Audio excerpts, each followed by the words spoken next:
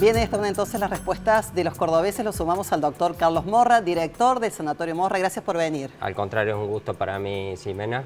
Bueno, ahí están las respuestas variadas, ¿eh? Y da la sensación de que el mes de diciembre es particular por las exigencias, por el estrés, por querer hacer absolutamente todo, y el 1 de enero la vida continúa. Sí, la realidad es que uno se va creando esta idea de que el año está limitado.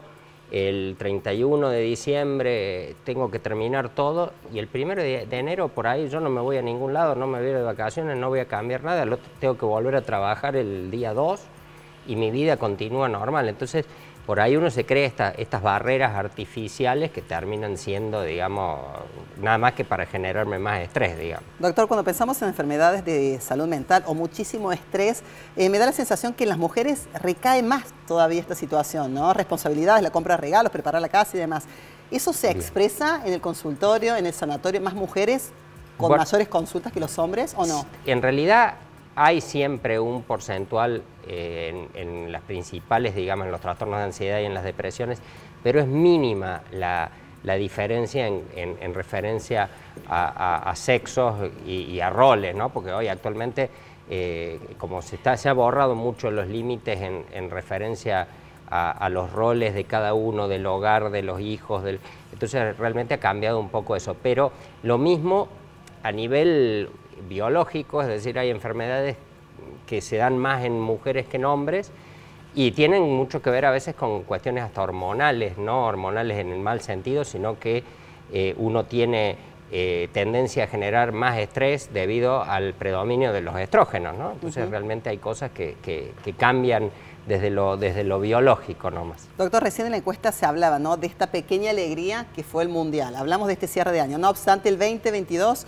tuvo inconvenientes políticos y económicos muy evidentes que impactan, ¿o es un factor más para la preponderancia y estas enfermedades de la salud mental? Sí, la verdad es que fue como liberar presión, liberar vapor cuando uno venía juntando a punto de estallar, ¿no?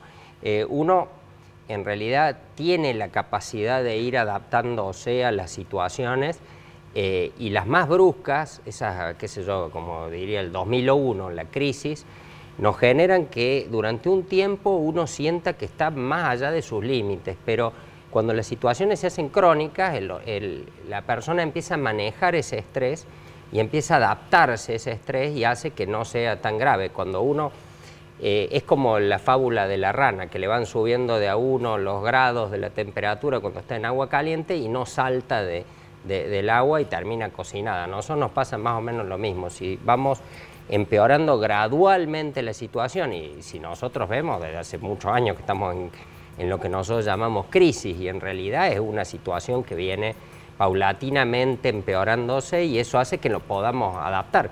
Si nosotros traemos un alemán o un suizo y le hacemos vivir un mes la vida de nosotros los argentinos, yo creo que esa persona no dura, se huye Claro, del en país. esos países hay mucha más estabilidad. Pensá por otro lado, ¿no? El cierre de año, motivo de encuentro, de familia, de celebraciones para algunos, para otros tantos es momento de soledad, de duelar. ¿Cuál sería la mirada o la forma de gestionar esos momentos que tal vez para muchos en esta época particular no son lindos? Sí, la verdad es que hay épocas del año donde se incrementan los temas de ansiedad y los temas depresivos. Predominantemente a fin de año la depresión es uno de los temas de moda, digamos, y tiene mucho que ver con una de las causas que tiene la depresión, que es lo psicosocial, lo ambiental, los problemas, el estar solo, el volver a darme cuenta que mis padres o la persona que yo quiero no va a estar conmigo estas fiestas, o que estoy alejado de mi familia, y a veces los temas económicos nos invaden hasta la mesa navideña, ¿no? Y muchas de estas cosas terminan siendo analizadas en forma muy pesimista por la persona, y en realidad lo que hay que tratar es de puntualizar los problemas y tratar de vivirlos, tratar, por ejemplo, si no estoy con una persona que quería mucho, tratar de recordar esos momentos agradables, los momentos buenos, tratar de ver que la persona esta no se ha ido, en realidad sigue estando en mi familia, sigue estando en mis pensamientos, tratar de analizar cuando son problemas económicos, darle un valor real, no decir, bueno, estoy muy mal, voy a tener este problema, sino trasladarlo efectivamente a lo que es decir, si mi problema económico son 1.000 pesos, 10.000 pesos, 5.000 pesos, lo que fuera, darle un valor, porque uno tiene la tendencia a transformar en un problema, y cuando no es algo concreto, no tiene solución, es algo que va a seguir en mi cabeza dando vueltas mucho tiempo. Otra cosa que es muy bueno es las listas. Una cosa que uno tiene que empezar a acostumbrarse es cuando uno tiene una preocupación o que tiene al tomar una gran decisión o algo, moverse con las listas, porque las listas uno escribe las cosas y no vuelve sobre ese tema 100 veces. Cuando uno trata de analizarlo en la cabeza, uno puede pasar por las mismas opciones inagotablemente. O sea, escribir es bueno. Escribirlo y agarrar y decir, bueno, estos son los problemas, estas son las ventajas, estas son las desventajas, y analizar el problema viéndolo. ¿Por qué? Porque se me van a ir agregando una o dos cosas y no me va a pasar que voy a estar toda la noche pensando y yendo y volviendo sobre las mismas cosas permanentemente, y bueno, eso me va a ayudar a dormir mejor. Claro, también, ¿no? esa mirada. Por otro lado pensaba, ¿no? La pandemia, ¿cuánta huella negativa ha dejado, ¿no? En la psiquis? Y todavía no salimos, ¿no? Sí, hubo ya muchos análisis, es decir, muchas enfermedades poblacionalmente nosotros decimos que se dan entre un número, por ejemplo, entre el 10 y el 15%.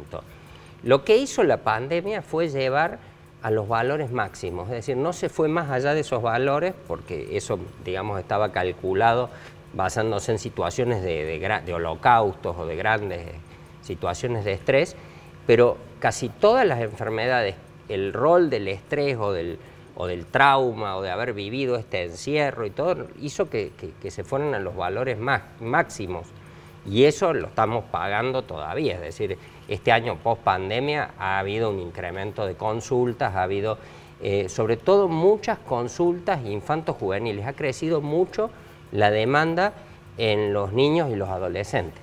¿Qué pasa con el consumo de remedios ansiolíticos y demás? Bueno, también la pandemia durante un inicio mejoró esto, porque la gente al estar encerrada no podía acceder tanto a los medicamentos legales como a las drogas de abuso. Y lo que fue pasando es que a medida que se fue liberando empezaron a aparecer, bueno, había obviamente el abuso de alcohol creció, sí, y el de muchos de los medicamentos permitidos que había en la casa, pero después empezó a ver, a medida que se iban liberando las cosas, todavía estaba el estrés del encierro y ya no estaban las limitaciones y empezó a crecer de nuevo el abuso de sustancias y particularmente el abuso de alcohol y de fármacos permitidos, digamos, fármacos de venta médica. Claro, los recetados. Doctor Carlos Morra, muchísimas gracias por esta charla. Al contrario, ha sido un gusto. Me quedo con este mensajito, ¿no? Diciembre, que es intenso, que es depresión, pensar que el año continúa, el 1 de enero, vamos a poder seguir resolviendo aquello que ha quedado pendiente. Y esperemos que tengamos buenas noticias el año que viene, buenas cosas. Porque todo impacta. Claro, sí.